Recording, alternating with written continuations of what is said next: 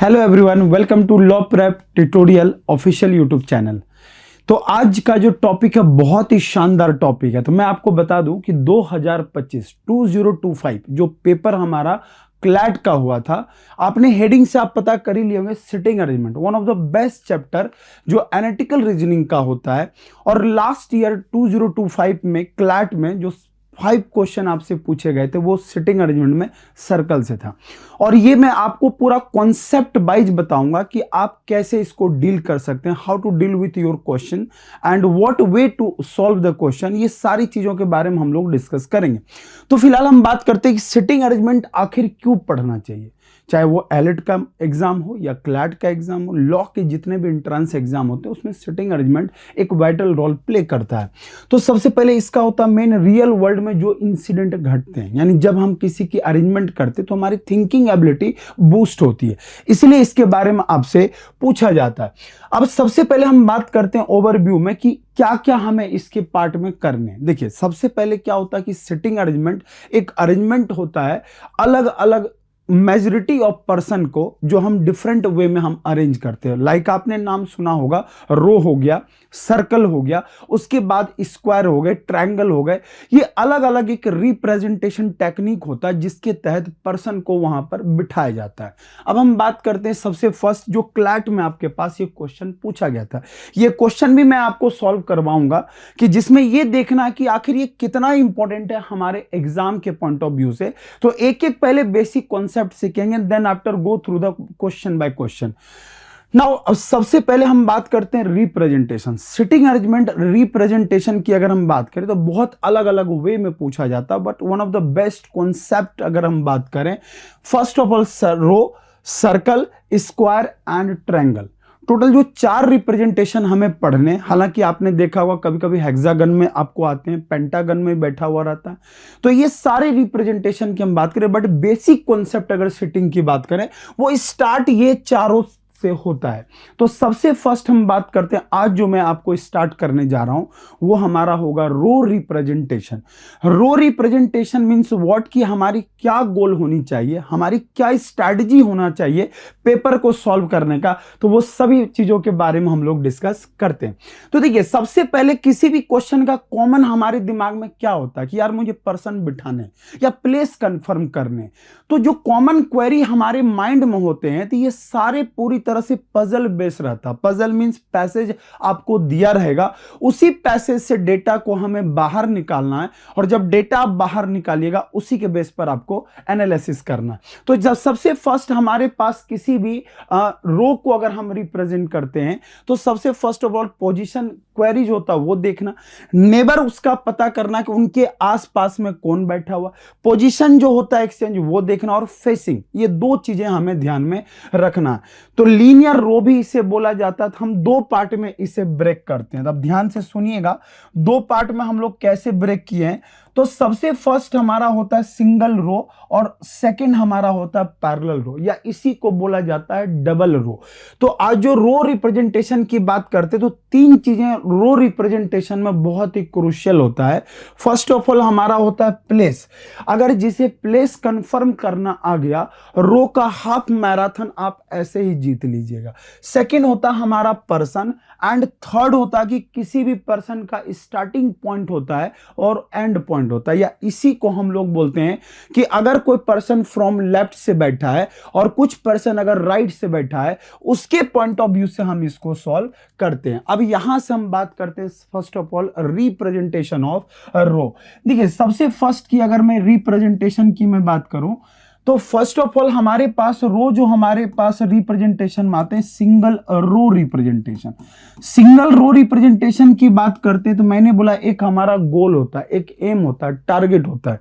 तो रो में हमारा सबसे पहले अगर मैं बात करूं एम का, कि कभी भी आपने देखा होगा कि बहुत सारे लोग जब रो बनाते हैं तो बनाने से पहले ही वो पर्सन के प्लेस को कंफर्म कर देते हैं। बट याद रखिए, अगर आपने पर्सन के प्लेस को पहले ही कंफर्म कर दिया तो ये समझ जाइए बहुत ही कंफ्यूजन होगा कि आप कहां से स्टार्ट करेंगे और कहां एंड करेंगे, ये आपको पता नहीं चलेगा। तो मैं आपको बता दूं कि whenever you start your row, first of all you think about कि what is the origin it means what, which person makes the first of all starting point. तो फर्स्ट ऑफ ऑल हम बात करते हैं कि इसमें दो चीजें कॉमन होता है। एक हमारा होता है कि सबसे पहले हमें पर्सन से मतलब नहीं है, यानी मैं रो को रिप्रेजेंट करूंगा तो मुझे पर्सन से कोई लेना देना नहीं है, हमें मतलब किससे है, प्लेस से। जिसे प्लेस कंफर्म करना आ गया वो पर्सन ऑटोमेटिक बिठा देगा। यानी कि पहला एम है to seat maximum places at a one time, and second one is the कि आपके पास जैसे मैक्सिमम प्लेस को आपने बिठा दिया, ये हमारा मेन टारगेट है। एंड जब भी मैं रो को रिप्रेजेंट करूंगा तो row always move on the basis of live representation, मतलब जब भी मैं रो को रिप्रेजेंट करूं तो वो हमेशा रो हमारा लाइव चलता है। लाइव मीन्स व्हाट, कि जो इंस्ट्रक्शन मैं पढ़ूंगा वही इंस्ट्रक्शन मैं उठा के वहां रख दूंगा। अब मैं बात करता हूं कि आप इसको हाउ टू रिप्रेजेंट या how to deal with your question. For example मैंने एक छोटा सा इंस्ट्रक्शन लिखा और मैंने बोला कि 6 पर्सन एक रो में बैठा हुआ है। तो बैठने से पहले आपको यह भी डिसाइड करना पड़ता है कि जो गिवन इंफॉर्मेशन है वो डेफिनिट है या इनडेफिनिट है। सबसे पहले हम बात करते हैं कि जो दिया हुआ इंस्ट्रक्शन हमको दिया गया है वो डेफिनिट है या इनडेफिनिट है। तो पहले ये पता करिए कि इंस्ट्रक्शन हमेशा हमारा डेफिनिट होना चाहिए। फॉर एग्जाम्पल मैं यहां पर लिखूं कि A set third to the right of B. A set third to the right of B. It means what? यहां पर ओरिजिन जो बैठा हुआ पर्सन होगा वो अपने पास ओरिजिन रखेगा और जो बैठने वाला होगा वो मूव करेगा। फॉर एग्जाम्पल अगर पर्सन राइट में बैठा हुआ A थर्ड है तो फर्स्ट ऑफ ऑल ओरिजिन जो बनाएगा वो कौन बनाएगा, बी बनाएगा। बी क्योंकि बी के राइट में थर्ड ए बैठा है तो ओरिजिन जो बी बनाया, यहां से मैंने स्टार्ट किया और इसके राइट में थर्ड मैंने किसको बिठा दिया, ए को। और हां, बैठा हुआ पर्सन हमेशा याद रखिए वो कौन सा पोजीशन होल्ड करेगा, 0। कभी कभी जल्दबाजी में यहां से हम अगर काउंट कर ले तो हमारा लॉजिक ही रॉन्ग हो जाएगा, क्योंकि जो बैठा हुआ पर्सन होता है वो हमेशा 0 होल्ड करता है। सो दैट्स वाई 1 2 3 हमने प्लेस को मूव किया। तो ये हमेशा याद रखिएगा कि जब भी आप स्टार्ट करें तो डेफिनेट इंफॉर्मेशन को जरूर रिप्रेजेंट करें। अब हम बात करते हैं यहां पर सबसे मोस्ट इंपॉर्टेंट कि पर्सन का फेसिंग कहां होता है। तो फेसिंग पेपर में आप जनरली देखिएगा कि person facing either towards north, ये सबसे कॉमन क्वेश्चन है, और साउथ। यानी कि आपके पास पेपर में पहले ही मेंशन होगा कि पर्सन का फेस अगर नॉर्थ में होगा तो नॉर्थ के अकॉर्डिंग लेफ्ट राइट को मूव करना है, और अगर पर्सन टुवर्ड्स साउथ में होगा तो साउथ के अकॉर्डिंग हमें मूव करना है। अब आगे की ओर बढ़ते हैं। जैसे मैंने एक छोटा सा इंस्ट्रक्शन लिया और मैं पूरी तरह से इस क्वेश्चन को लाइव रिप्रेजेंट करूंगा। You don't make your line, draw your line before starting your instruction. आप कभी भी लाइन को ना बनाएं, पहले ये सोच लें कि क्या ये इंस्ट्रक्शन में जो दिया गया ये टोटली हमारा इंस्ट्रक्शन लाइव चलेगा। अब लाइव का मतलब क्या होता है, ये जस्ट जो बोलेगा मैं वही सॉल्व करूंगा। फॉर एग्जाम्पल मैंने यहां से इसको पढ़ा और यहां पर क्या बोला गया, A seat second to the right of B. First of all how many person seated in a row, 6 person circle ये रो में बैठा हुआ है और सभी का फेस कहां पर है, नॉर्थ में। और यहां पर आप ये मान के चलिए person A B C D और कौन बैठा हुआ, एफ बैठा हुआ, ये मेंशन रहेगा। 6 पर्सन बोला तो 6 के बारे में दिया हुआ। अब अगर मैं बात करूं A seat second to the right of किसका, बी का, तो लाइन आप कभी भी ड्रॉ मत करिएगा, लाइव चलिए और लाइव हम लोग स्टार्ट करते हैं। तो बी के राइट में सबसे पहले ओरिजिन कौन जनरेट करेगा, बी, और नॉर्थ में अगर कोई पर्सन का फेस है तो नॉर्थ में हमने फेस किया। इसके राइट से सेकंड बैठा हुआ तो फर्स्ट, और ये हमारा हो गया सेकंड। यहां पर कौन आ गया, ए। यानी कि सीधी सी बात है, जब भी किसी लाइन को हम ड्रॉ करते हैं तो उसका एक स्टार्टिंग पॉइंट होता है, एक उसका एंड पॉइंट होता है। इट मींस व्हाट, मान लीजिए कि अगर मैं यहां पे रख रहा हूं और 6 पर्सन एक डमी में बना देता हूं ताकि आप सोच सके, ये इसका क्या कहलाएगा, ये इसका लेफ्ट एंड कहलाएगा, और ये इसका क्या कहलाएगा, ये इसका राइट एंड कहलाएगा। तो राइट और लेफ्ट एंड दोनों आपके माइंड में फ्रेम रहना चाहिए। तो अब यहां से मुझे टोटल पर्सन कितने बिठाने, 6, और मेरे प्लेस, मैंने बोला कि रो का पहला रूल है कि मैक्सिमम रो को हमें क्या करना, प्लेस को कंफर्म करना। तो मैंने यहां पर 3 प्लेस जैसे कंफर्म कर दिया।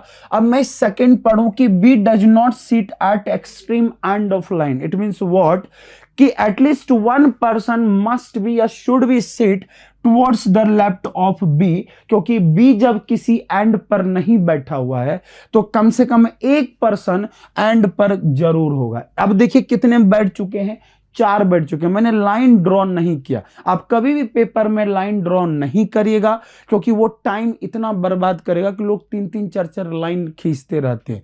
अब आगे की ओर बढ़ते हैं, बोला only one person seat between A and C. अब आप ही सोचिए यहां पर प्लेस तो खाली है नहीं, तो ए एंड सी के बीच में केवल एक पर्सन बैठा हुआ है। टोटल कितने बिठाने थे हमारे पास, 6। पर्सन को कभी काउंट मत करिएगा, नहीं पर्सन को कंफर्म करना। Always confirm with your places. हमने प्लेस को यहां पर क्या कर दिया, कंफर्म कर दिया। मेरा 6 का 6 बैठ चुका है। अब अगला लाइन बोला कि B is not immediate neighbour of किसका, बी का, यानी एफ जो है बी का नेबर नहीं है। तो एफ अगर बी का नेबर नहीं है तो उठा के एफ को कहां रख दीजिए, यहां। And D does not sit at end of row, it means D कहां आ जाएगा, यहां। तो रिमेनिंग हमारे पास कितना बच गया है, तो हमारा ई हो गया। तो ये हो गए 6 के 6 पर्सन बैठ चुके हैं। यानी this is the row representation, जिसको आप अच्छे से अगर रिप्रेजेंट कर दिए तो आपको ऑटोमेटिक दिमाग में क्लियर हो जाएगा। 2 चीजें ध्यान में रखिएगा। हमने इसके जस्ट पीछे हमने ये बोला कि कभी भी अगर हमें चेक करना तो सबसे पहले डेफिनेट, और एम हमारा क्या है, एक लाइव और दूसरा हमारा है प्लेस। लाइव चलना है और प्लेस को कंफर्म करना, उसके अलावा हमें कुछ नहीं करना। चलिए अब आगे की ओर बढ़ते हैं। एक और क्वेश्चन हम लोग ट्राई करते हैं और बहुत ही शानदार है। मैंने इतना बेस्ट में अप्रोच में आपको बता दूं कि किसी भी क्वेश्चन को आप हिट कर सकते हैं, बट इतना ध्यान रखिएगा कि आपको 2 चीजें दिमाग में रहना चाहिए हमेशा। एक फेसिंग पर्सन का कहां है, दूसरा हमें लाइव चलना है रो में, प्लेस को कभी कंफर्म नहीं करना। तो अगर ये आपने इसको मेंटेन कर लिया तो कैसा भी क्वेश्चन होगा आप 100% सॉल्व कर लीजिएगा। चलिए स्टार्ट करते हैं कि B seat between A and C. अब बिल्कुल लाइन का चिंता मत करिए कहां कौन बैठा हुआ।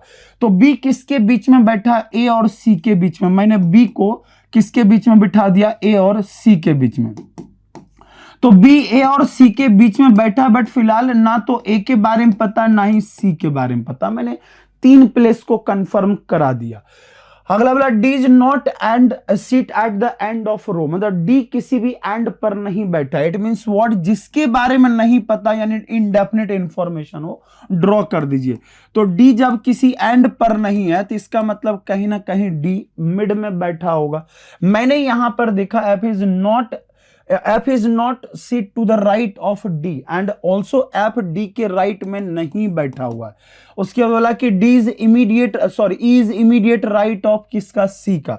C के immediate right में अगर E बैठा हुआ है then we are 100% confirm कि यहां पर अगर immediate right करूं तो यहां C बैठेगा, नहीं तो यहां कौन आ जाएगा, A, और यहां पर हमारा कौन आ जाएगा, C।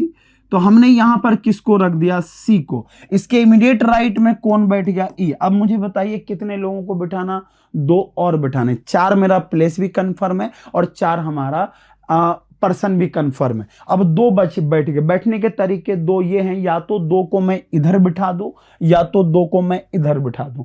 अब माइंड में आप सोचें कि अगर मैंने एक एक करके भी तो मैं सोच सकता हूं ना, but whenever you think about कि only one person seat in the each side, then one thing is very clear कि D does not sit at the end of row। तो ये कंडीशन हो जाएगा फॉल्स, इसलिए एक एक पर्सन मैं यहां नहीं बिठा सकता। सो दैट्स वाई मैं जब भी बिठाऊंगा मैं 2-2 को एक साथ बिठाऊंगा। तो मैंने 2 को जैसे मैंने यहां पिक किया तो D एंड पर नहीं है, but one thing is very clear, F does not sit to the right of D, तो ये यहां से हट गया, सो दैट्स वाई यहां पर 2 प्लेस आया, इधर हो गया डी और यहां कौन हो गया एफ, ये हमारा हो गया second representation. I hope so कि आपको समझ में आ रहा होगा कि मैंने जो ये कहानी पूरी बताई ये सिंगल रो रिप्रेजेंटेशन है, पैरेलल रो भी हम पढ़ेंगे, फिर मैं एक एक करके आपको पार्ट वाइज चीजों को मैं डिस्कस करूंगा, जिसमें हमारा क्या होगा, सर्कल भी आएगा। अभी रो रिप्रेजेंटेशन है, देन आफ्टर सर्कल के थ्रू चलेंगे।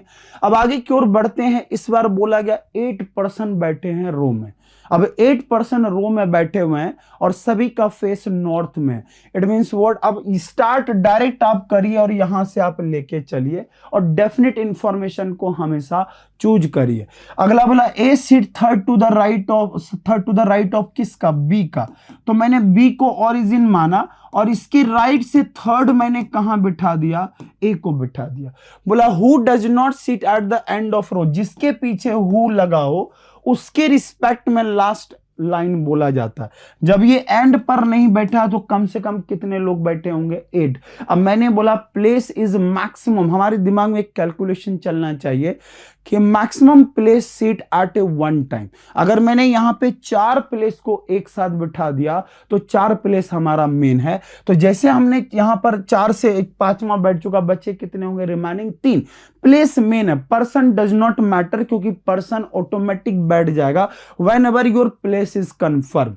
अब आगे हम बढ़ते हैं। बोला गया only 1 person seat between A and C, A और सी के बीच में एक पर्सन बैठे हैं, but C is not immediate neighbour of B. जब सी बी का नेबर नहीं है तो 1 पर्सन उठ के कहां आ जाएगा, यहां पर। अब मुझे ये बताइए टोटल कितने लोग रो में बैठे हैं, 8।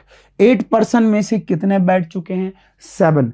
अब बचा हुआ केवल 1 पर्सन है, आइदर एक पर्सन इधर बैठ जाए और एक पर्सन हमारा इधर बैठ जाए। तो आगे बोला G and H are immediate neighbour of each other, but neither G nor H is immediate neighbour of A, यानी ए का जी और एच नेबर है ही नहीं। तो बच्चा तो एक ही प्लेस है और दोनों को जाना साथ में, जी और एच को। तो आपको भी पता है कि इसके अलावा और कोई जगह खाली हो ही नहीं सकता जहां दोनों एक साथ बैठेगा। तो मैंने जी और एच को यहां पर रखा और उठा के यहां पुट कर दिया। तो बोला कि जी और एच में से कौन एंड पर बैठेगा, तो लास्ट लाइन में आपको बोला कि दोनों में से कोई भी कहीं भी बैठ सकता फिलहाल, जब तक कि कंफर्म ना दिया जाए। अगले लाइन में D seat second to the left of किसका, ई का, ई के लेफ्ट में डी सेकंड बैठा, तो यहां कौन बैठ जाएगा, एफ, और जी एंड पर नहीं है। तो ये कंफर्म हो गया कि जब जी एंड पर नहीं है भाई साहब, तो यहां पर कौन आ जाएगा, एच, और यहां कौन हो गया, जी। और इसी के बेस पर हमारे पास कितने पर्सन बैठ के तैयार हो गए, 8। तो ये जो मैंने कॉन्सेप्ट आपको लेके चला है, तो ये कॉन्सेप्ट लेके जो चला है, तो वो हमारा सारा चीजें इसी पर डिपेंड करता है कि क्या क्या हमें रिप्रेजेंट करना। तो मैंने जो आज आपको ये क्वेश्चन कराए हैं, ये रो रिप्रेजेंटेशन है।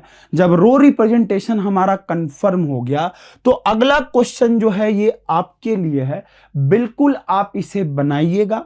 और जब आप बनाएंगे तो इसका कमेंट में जरूर आप करिएगा कि क्या आपके आंसर्स आ रहे हैं। और जैसे ये रिप्रेजेंटेशन आपको बन जाए तो इसी के साथ मैंने आपको 5 क्वेश्चन दिए हैं, ये सारे 5 क्वेश्चन को आप सॉल्व करिए और इस 5 क्वेश्चन के आंसर कमेंट में जरूर दीजिए। और कुछ अगर आपको लगता है कि सर इस टाइप के क्वेश्चन करने, तो ये भी आप कमेंट में जरूर बताइएगा। अगला जो हम स्टार्ट करेंगे वो हमारा एक और क्वेश्चन है, ये भी ट्राई करिएगा। और फिर हम स्टार्ट करेंगे one of the best second part row का, वो हमारा है parallel row representation. It means dual row, यानी कि इन साउथ और नॉर्थ दोनों एक साथ लेके चलना है। तो देखिए जब सिटिंग अरेंजमेंट की बात होती है तो ये हम नेक्स्ट क्लास में बात करेंगे कि सबसे पहले सिटिंग अरेंजमेंट पैटर्न जिसको समझ में आ गया, सिटिंग अरेंजमेंट का जंग वो आधे ऐसे ही जीत लेगा। तो आपकी मेन है कि पैटर्न रिकॉग्नाइजेशन सही होना चाहिए, इंफॉर्मेशन आपको सही से रीड होना चाहिए, रो का जो फाइंडिंग हो वो बेस्ट होना चाहिए, कंडीशन एनालिसिस करना चाहिए, फ्रेमवर्क जो आपका डेटा, जैसे हमने प्लेस को पहले देखा तो उसके अकॉर्डिंग सोचिए। तो ये 4-5 हमने जो पॉइंट दिया कि आप कैसे कैसे प्रेजेंटेशन कर सकते हैं रो का, उसी के बेस पर आपको सोचना है। तो ये जो सेशन मैंने बनाया कैसा रहा कमेंट में जरूर बताइए। और हाँ, क्लैट और एलिट के लिए सबसे बेस्ट टॉपिक है। जय हिंद।